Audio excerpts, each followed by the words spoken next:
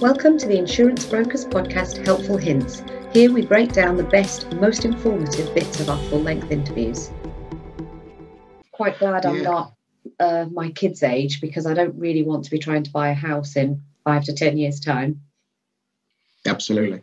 I think the other thing that we've noticed as well, just on the topic of entrepreneurs and people making startups, I think if there was, I think the market dynamics would change quite dramatically, and I would also see much more of a space for smaller independent brokers.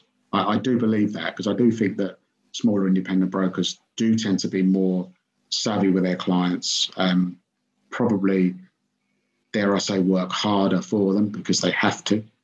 I just think that probably what we need to be careful of is that one of the big burdens for the smaller brokers, the medium-sized brokers, is the regulatory and compliance landscape.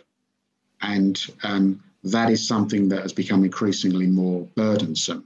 So I think if London, Lloyd's market, provincial markets, insurers everywhere in the UK particularly, if they can actually make sure that the regulatory and compliance environment is proportionate, there to protect the policyholder at all costs, but they need to try to carve away some of this layers upon layers of red tape and bureaucracy that I think drives brokers and underwriters, to distraction. Mm. So those are the things that I see as being a barrier to, a few more smaller entrants coming in and making a difference, which I think ultimately would be to clients' benefit. They would have more choice. They would have, I think, more people that are very much focused on their needs. And, it would be ironic if a compliance and regulatory environment was ultimately to be the barrier to the client having more choice themselves.